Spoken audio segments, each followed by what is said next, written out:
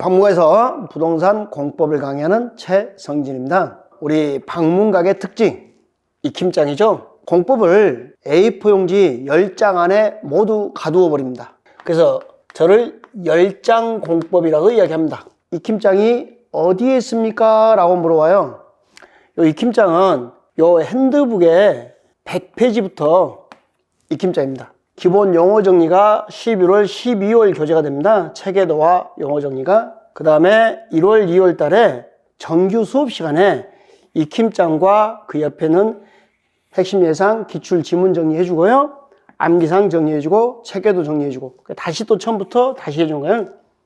요 교재 안에 익힘장이 들어있습니다. 공부 방법에 대해서 간단하게 좀 설명을 해드릴게요. 공법이 힘드신 분들에게 희망을 몇 장 가지고 끝낸다고요? 10장. 전제 조건은 1년 커리 과정의 수업은 가능한 한 다 듣는다. 10장을 정리해 가는 겁니다. 그때 무엇을 활용해라? 핸드북을 활용하시라고요. 핸드북에는 공법 체계도가, 전체 체계도가 다 들어있고요. 핵심 용어 정리가 있고요. 익힘장 테마 40선 있고요. 바로 그 옆에 페이지에 기출 지문짐 테마 40이 있습니다. 요게 1, 2월 주 교재가 되는 겁니다. 그리고 여러분들이 맨날 봐야 되는 핵심 암기상, 이렇게 구성되는 게 핸드북입니다. 거기서 우리는 익힘장과 기출 지문집을 활용하시면 되겠습니다. 이게 익힘장을 편집하면 딱 10장입니다. 이렇게 10회독 이상이면요 무조건 합격점 줘 나옵니다. 근데 이걸 특강으로 해놓으니까 학생들이 잘 안 봐요. 그래서 1월, 2월 정규 수업 시간에 이걸 해줄 겁니다. 핸드북 가지고. 그러면 그걸 맞추어서 이제 수업하면서 키워드 다 잡아줬으니까 10회 이상만 반복하시면 무조건 합격 점수입니다. 10장 이거 10번 못 보겠어요? 제가 800페이지 보라는 거 아니잖아요. 10장만 보시라고. 교재가 어떻게 구성되는가. 100페이지 가면은 이렇게 구성이 되어 있어요. 용어 정의, 익힘장, 옆에 핵심, 기출 예상 지물이 이렇게 있습니다. 강의하면서 가장 큰 문제가 뭐였냐면요. 요 익힘장을 공부하라니까요. 우리 학생들이 요 12개 박스 안의 내용들은 다 채워놓습니다. 답만 외운다는 거죠. 그런데 교재에 800페이지 되는 것을 A4 용지 10장으로 바꿨다면은 여러분 요 문장 하나하나가 다 포인트가 되는 거예요. 근데 여러분들이 이렇게 답만 암기하는 이런 버릇이 있더라고요. 그 다음에 또 많이 들은 질문이 뭐냐? 정답이 어디 있어요? 박스만 있고? 이렇게 있어. 이렇게 밑에, 맨 밑에 있어요, 바로. 그러면 이 답만 외우는 문제점, 익힘장을 공부하고 나니까 여러분들이 무엇을 못하냐면 이해하고 기억하고 적용하는 거죠. 공부는 이기적으로 한다고 그러잖아요. 이해하고 기억하고 암기하고 적용하는 거예요. 근데 이해하고 기억을 했는데 적용을 못하는 거예요. 이 문제를 어떻게 해결할까라고 고민을 하다가 익힘장 바로 옆에 기출 예상 지문을 두고 문제를 풀어가게 이렇게 해결해 놨어요. 익힘장, 적용, 익힘장, 적용 이런 식으로 계속. 자, 그래서 이번에는 여러분한테 익힘장과 기출 지문집을 함께 여기까지 익힘장을 봤으면 여기에 기출 지문집을 체킹하시라고. 그렇게 해서 같이 문제를 끝내시라고. 어떻게 공부하는 게 맞겠는가? 자, 올해 처음으로 동차 준비를 합니다. 올해 처음 공부합니다. 공법이 처음이고 너무 낯설어요. 방향을 이렇게 잡을게요. 익힘장의 테마가 40개로 되어 있습니다. 농지법까지. 그럼 40개 테마를 예전에는 1번, 4번, 1번, 8번, 1번, 12번 이렇게 누적시켜서 마지막에 1번, 40번 이렇게 했어요. 그러니까 여기 오기 전에 겁먹어서 죽어버리더라. 포기해버리고. 그래서 이렇게 합시다. 우리 수업이 보통 8주 수업이거든요. 정규 수업이. 그러면 1주, 2주, 3주에서 3.5주까지 국토의 계획 및 이용에 관한 법률 국토계획법을 공부합니다. 국토계획법이 12문제가 나와서 12개 테마로 해놨습니다. 그럼 12개 테마에서 첫째 주에 4번까지 테마, 두 번째 주에 8번까지 테마, 세 번째 주에 12번까지 테마, 4개씩 4개씩 하라는 거죠. 요놈 4개 테마 1번 보시면 바로 기출지문집 같이 바로 적용하시라고. 2번 하시면 바로 2번, 3번 하시면 바로 3번, 4번 하시면 바로 4번. 그 옆에 있으니까 이해하고 기억했으면 바로 적용을 바로 하시라고. 국토계획법은 몇 개씩? 4개씩. 그리고 3주 수업이 끝나면 이렇게 한번 꼭 해주세요. 총정리. 익힘장만 가지고 주말이든지 해서 테마 1번부터 테마 12번까지 꼭 한번 끝내주시라고. 그러면 한 번, 두 번, 그 다음에 총정리 3번.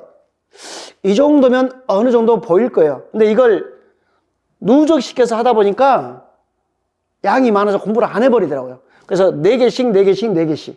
그리고 국토계획법이 다 끝나면 총정리 한 번. 그 다음에 우리 순서는 건축법과 주택법입니다. 이게 보통 3주 조금 못되게 수업을 합니다. 그럼 4주차에는 익힘장 테마 13번부터 17번까지 13, 14, 15, 16, 17에서 5개 테마를 잡았어요. 여기는 5개 좀 더 쉬우니까 여기 양도 적고 이렇게 5개씩 테마를 잡았습니다. 여기 테마 27번이 도시개발법입니다. 그래서 하나 더 해주시고 그러면 여기까지 14개 테마가 건축법과 주택법입니다. 첫 번째 주에 13번부터 4주차에 17번까지 5주차에 18번부터 22번까지 5개 테마씩 끝내주십시오. 그 다음에 6주차에 23번부터 27번까지. 자, 이렇게 5개 테마씩 그 주 수업 나가면 정리하시고, 자, 그 주에 또 하루만 꼭 시간 빼서 건축법, 주택법을 테마 13번부터 26번까지 14개 테마를 몰아서 한번 꼭 정리해 주세요. 자, 여기까지 되면은 7주차에 도시개발법을 마무리하시고 8주차에 도시정비법과 농지법을 마무리하시고 그리고 8주차 끝나면 다시 도시개발법, 도시및중앙정비법, 농지법 묶어서 총정리. 여기 한 3장, 여기 조금 많아요. 여기가 4장, 여기 한 3장 이렇게 해서 끝내시면 됩니다. 요걸 이렇게 해서 오해독을 하세요. 그러니까 어떻게 할 것인가 개수를 좀 정해 놨으니까 맞추어서 꼭 이해하고 기억하고 테마 1번 기출문제에 적용 응용하는 연습을 해주면 돼요. 자, 몇 회독 하시라고요? 5회독. 그리고 2차 준비생 작년에도 동차로 했는데 안 됐어요. 그래서 올해 1차 합격하고 2차만 해야 돼요. 이제 이런 분들은요 틀을 바꿉니다. 2차 준비생 법별로 나눠서 5회독 이상 하신 분들은 이제 누적식으로 가십니다. 이래야 이제 뭐가 돼요? 공부가 쌓인다고요. 처음부터 누적식 하면 겁먹어서 안 하니까 4개씩 5개, 5개, 6개 이렇게 나눠서 하다가 이게 익숙해지면은 이렇게 하는 거예요. 누적식은 동차생은 5회독 이상, 2차 준비생은 처음부터 하라는데 뭐 동차생이고 2차 준비생이고 7월부터는 최소 이때부터는 시작하시면 괜찮습니다. 그러면 2차 준비생과 동차생들인데 5회독 이상한 동차생들은 이제 이렇게 하시라고. 누적시키세요, 이제. 자, 익힘장 테마 1번부터 4번 했습니다. 그러면 기출지문집 1번부터 4번 하시는 겁니다. 2주차에 1번부터 8번, 1번을 또 하죠? 누적시키라고. 그럼 1번부터 8번. 3주차 갑니다. 1번부터 12번까지. 기출지문부터 1번부터 12번까지. 그때 꼭 해야 될게요. 요놈 1번, 요놈 1번 한 세트. 요놈 2번, 요놈 2번 한 세트. 요놈 3번, 요놈 3번 한 세트. 꼭 같이 해야 돼, 좌우를. 그리고 4주차 가면 국토계획법 1번부터 시작해서 건축법 17번까지 이렇게 1번부터 17번까지 5주차 가면 1번부터 22번까지 이렇게 6주차에 1번부터 26번까지 건축법 주택법까지만 누적시키세요. 여기 가서 누적시키잖아요. 여기서 누적시켜버리면 공부 안 해버려요. 왜? 너무 양이 많아요.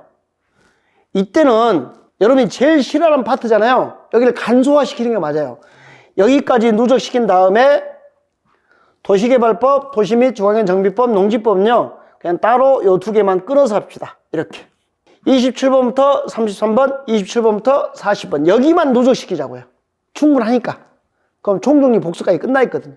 단 요렇게 누적되는 게 5회독 이상이면 7주에도 1번부터 33번 8주에도 1번부터 40번 이렇게 하시면 돼요. 그러니까 처음부터 너무 양을 늘리지 마시고 자 단원별로 5회독 이상 하신 분들은 이렇게 하시라고. 여기까지만 누적시키세요. 주택법까지만. 요건 따로 끊어서 도시개발법과 도시정비법만 따로 누적시키라고. 그리고 나서 한 5번, 6번 돌면은 전범위 누적으로 바꾸시면 돼요. 안 그러면 여기 부담스러워서 공부 안 해버리거든요. 많이 고민해서 엮어낸 방식입니다. 이 방식을 따라오시면 덜 겁을 먹고 찾아갈 수 있을 것 같습니다. 우리 핸드북에 이제 익힘장인데요. 100페이지가 있는 내용이에요. 특별시, 광역시, 특별자치시, 특별자치도, 시 또는 군을 뭐란다? 도시군. 그럼 우리 학생들이 여기 답만 채우고 말아요. 근데 키워드는 이 문장 전체가 키워드예요. 그래서 여기다 동그라미 치는 연습을 좀 해주시라고. 키워드에다가. 그리고 광역시군은 제외 이렇게. 요 2번은 국가계획에 대해서 물었습니다. 그럼 국가계획 하면요. 중앙행정위원회 법률에 따라 수립하거나 도시군 기본계획, 도시군 관리계획으로 결정한 사항에 포함되어 있다. 중앙, 기본, 관리. 여기서 중앙행정기관은 누구다? 국토교통부 장관, 국토부 장관. 이렇게까지. 이것만 논점이 아니고 옆에는 요 단어들 또한 논점이 된다는 거. 그러니까 동그라미를 답만 쓰는데 너무 중심 두지 마시고 요 문장까지 이거 1월달에 수업하면서 다 체킹해 줄 거예요. 이렇게 동그라미 칠하고까지. 그럼 따라서만 좀 와주시면 좋겠습니다. 이렇게 광역도시가 이게 키워드죠. 광역계획군의 장기 발전 방향을 제시한다. 이렇게. 그러면서 방향 제시 이렇게. 자, 문제를 풀 때도 잘 봐요. 광역도시계획은 그랬습니다. 자, 방향을 제시하는데 어디에 대해서? 광역계획권에 대해서. 이게 정답이죠? 옳은 문장이에요. 이건 뭘까요? 광역시는. 틀린 문장이죠? 여기에 기출지문이에요. 제가 선택형을 만들어 놓은 것은 객관식은 순간순간 모두 선택이라 여기를 광역계획권의 장기 발전 방향을 제시한다. 요걸 알았으면 이걸 객관식을 이렇게 내는구나. 이게 적용이에요. 적용. 보세요. 도시군입니다. 도시군 하면 특별시, 광역시, 특별자치시, 특별자치도, 시 또는 군. 그러면 시험 문제 어떻게 낸다고요? 광역시 군하고 낸다는 거예요. 하나는 옳은 문장, 하나는 기출문제가 틀리게 쓰는 문장. 요 안에서 기출문제 연습을 다 하게 해놓은 거예요. 근데 여기서도 딱 요거 답만 달고 옆에를 안 보는 거예요. 이렇게 틀리게 쓴데까지 하시라고. 공간구조와 발전에 대한 계획으로서 자, 도시군 계획은 도시군 기본계획, 도시군 관리계획. 자, 읽어요.